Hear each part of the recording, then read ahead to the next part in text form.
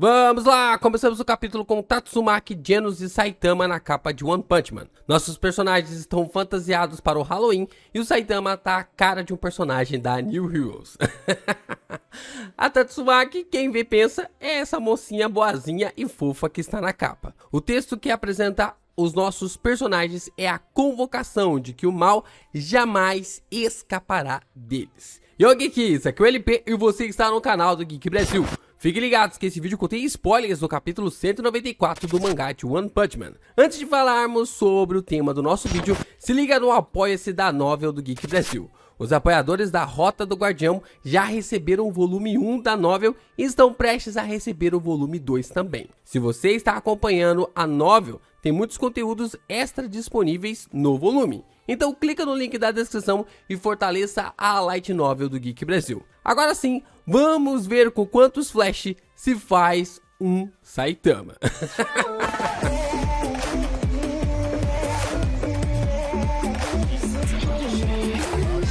Começamos o capítulo com Butterfly conversando com Chen sobre Poshi estar doente. Butterfly observa que o cachorro não está comendo ração. Chen comenta sobre a melhora na saúde do cachorro ou coisa do tipo e BS sugere que o cão está conseguindo comida em outro lugar. Vemos que o Rover havia conseguido escapar da base onde o grupo Fubuki havia prendido ele, como a gente viu no capítulo passado com o grupo Fubuki querendo colocar o Rover como membro do seu esquadrão.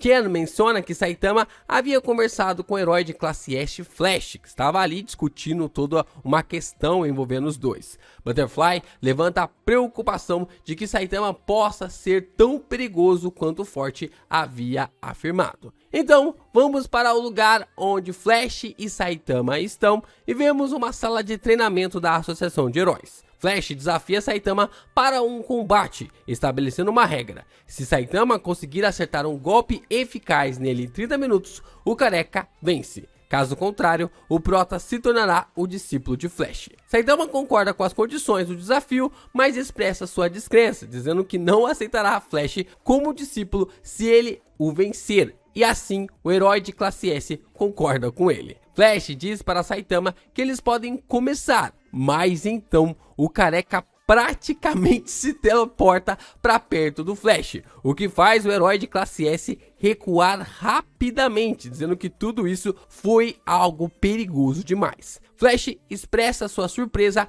com a aparente falta de estilo do Saitama. Ele menciona que o prota conseguiu prever o seu movimento chamado de Flash Slash de uma forma muito fácil. Flash está incerto sobre a veracidade dos fatos, mas ele se refere ao Saitama como aquele homem que até mesmo é elogiado por derrotar Garou, um adversário notório. O herói de classe S diz que não pode brincar com Saitama e que precisa ir com tudo pra cima do careca. Ele começa com uma voadora no prota com o poder chamado de perna do dragão. Saitama tenta acertar um soco no Flash, mas o herói é rápido, usando seu poder chamado de deslize do peão. Ele desfere um soco no careca, chamado de palma da lua crescente, mas o prota consegue defender facilmente. Flash usa outro poder chamado de neblina envolvente, e depois vários outros golpes chamados de chuva de folhas caídas. Isso é uma sequência absurda de golpes, mas que não acaba por aí. O herói de classe S dá outro chute no Saitama, chamando de chute da lâmina de vento, enquanto dá uma sequência de socos chamados de punho da tempestade azul, e outro golpe que distorce o lugar chamado de chute da sombra fluente. Vemos o campo de treinamento com um rastro absurdo de velocidade entre os dois,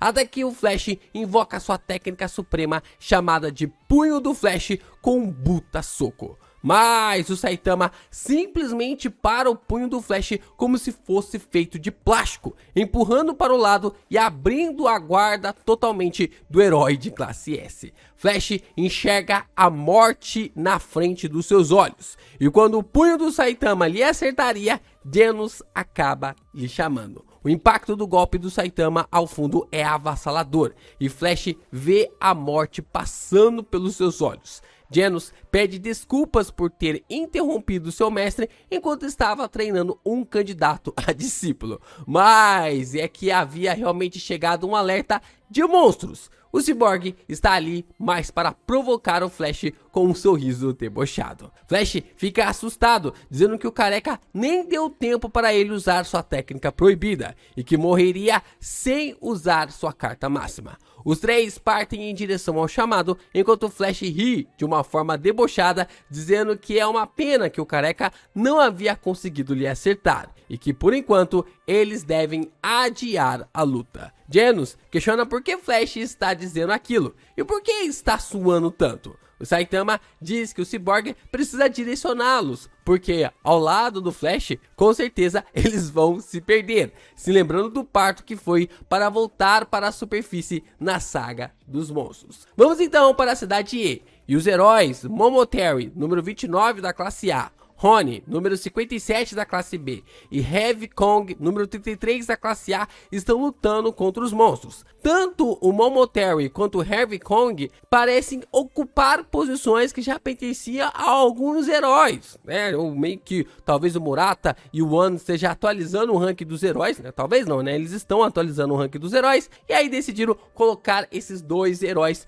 em lugares de heróis antigos, né, de outros personagens que já haviam aparecido no mangá. Os três estão encarando três monstros gigantes e eles dizem que em uma época, né, os monstros estão dizendo, em uma época não muito distante, alguém os chamou de idiotas e que agora eles querem lhe matar. E que se tornaram seres bizarros depois de serem muito zoados na internet. Os três gritam que os surfistas da internet vão erradicar a humanidade que está podre até a raiz.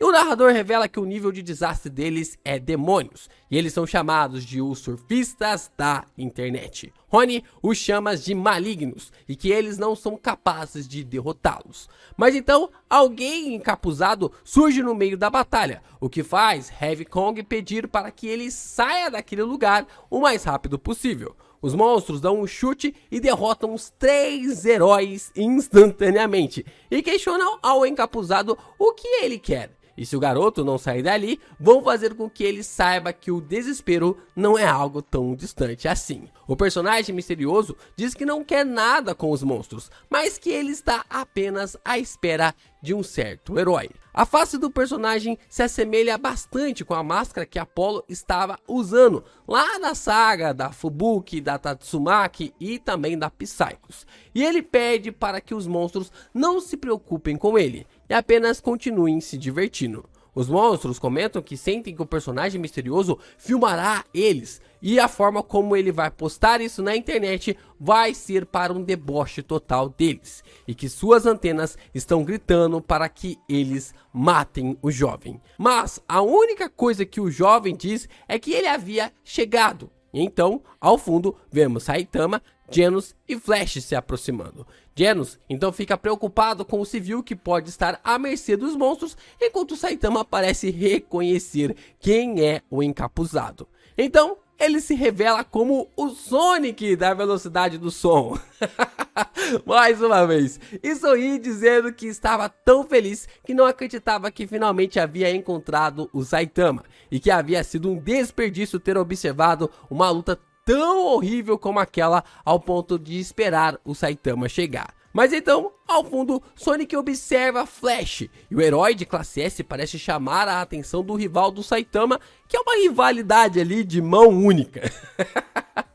Flash também reconhece Sonic, questionando se era ele mesmo, e o vilão questiona ao Saitama porque o herói de classe S estava junto deles, com uma expressão de empolgação. Saitama, com cara de paisagem, questiona que quer saber a mesma coisa, enquanto Genos levanta sua mão para atacar Sonic, perguntando ao Flash qual a ligação dele com o criminoso. Flash pede para Genos parar de ser idiota e fala para eles deixarem os monstros com ele, mas o Cyborg diz que o herói de classe S não tem autoridade para dar ordens para eles. Sonic manda a Flash calar a boca e questiona ao Saitama se ele está querendo fugir do confronto contra ele. O careca diz que isso já está ficando algo insuportável, enquanto os monstros ficam irritados, dizendo para não fazerem eles de pontes na conversa.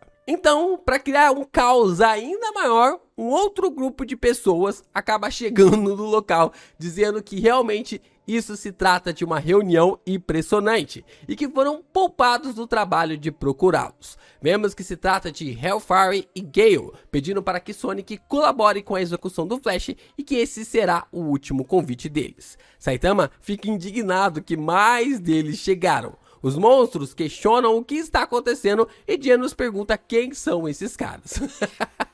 Sonic revela que se trata de Gale e Hellfire e fica surpreso deles estarem vivos depois de tudo que aconteceu. Flash fala que tinha certeza que havia os cortado ao meio e Hellfire explica que suas células simplesmente se multiplicaram e por isso se salvaram. Sonic então começa a rir deles de insanidade, questionando a possibilidade de colaborar com eles, dizendo que as células de monstro que eles haviam enviados estavam podres e que graças a elas seu estômago ficou tão ruim que ele passou por algo inacreditável e que nunca vai perdoá-los. Hellfire então diz que se esse for o caso, Sonic será executado também e que eles treinaram pra caramba e que a luta não será como da última vez. Gale diz que havia ouvido falar que na vila, tanto Sonic e Flash eram perdedores que ficavam juntos e que agora os levará para os dias de caos daquele lugar quando eram reprovados. Presenciamos um flashback no qual Flash e Sonic são retratados como crianças,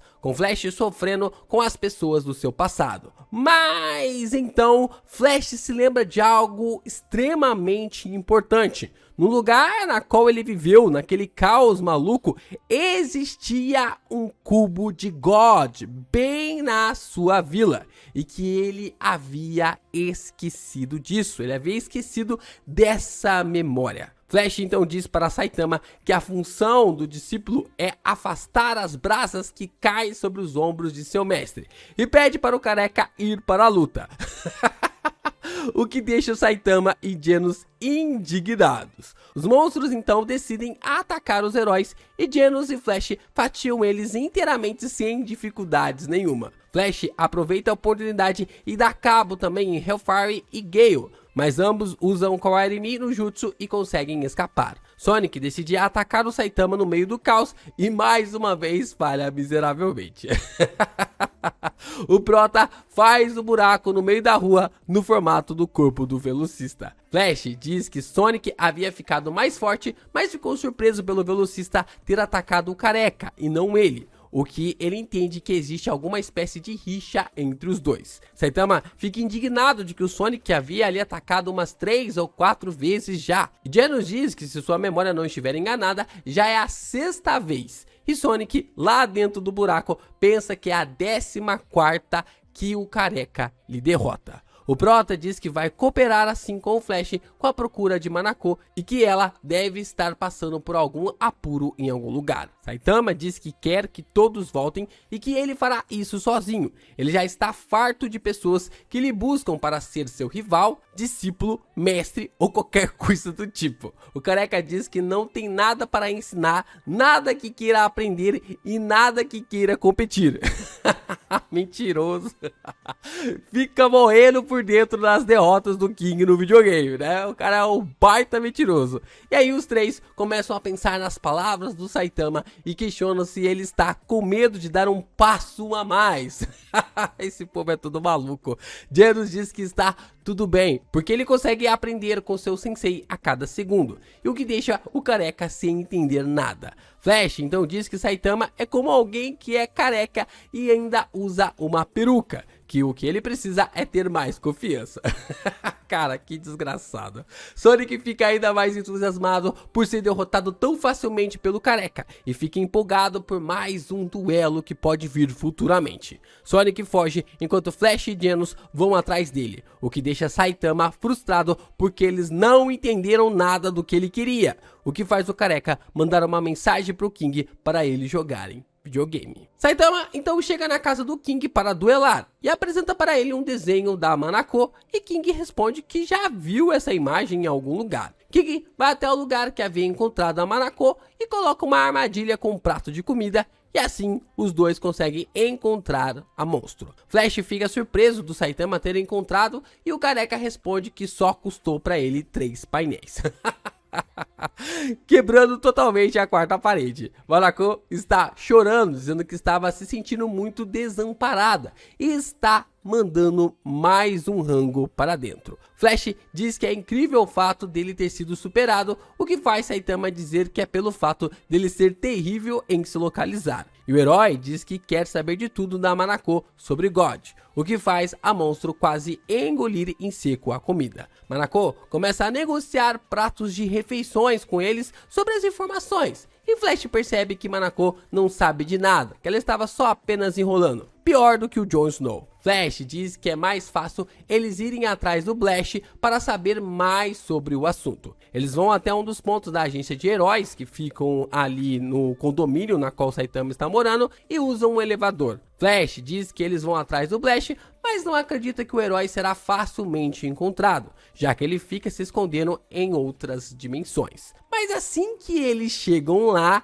eles dão de cara com Sith e Blash, que os encontram mais uma vez para a surpresa geral da nação. Agora eu vou levantar uma questão aqui para vocês. Não é meio estranho essa quantidade de aparições que o Blash tem em relação ao webcomic? A gente já trouxe um vídeo aqui no canal, um pouco antigo, sobre a possibilidade do Blash ser um vilão. Mas as últimas ações do Sith e do Senkigar tiram esse peso para o herói misterioso. É possível ali o Blash ser um vilão ou coisa do tipo, pelo fato de que o Senkigar e também o Sith estão quase sacrificando as suas carreiras de meio que assessores de heróis ou coisa do tipo, para realmente conseguir limpar a barra da associação perante a sociedade e fazer uma agência menos corrupta, né? Ou pelo menos tentar livrar ali da corrupção. No entanto, ainda podemos considerar a possibilidade de que o personagem que estamos vendo do mangá seja uma versão falsa do Blash.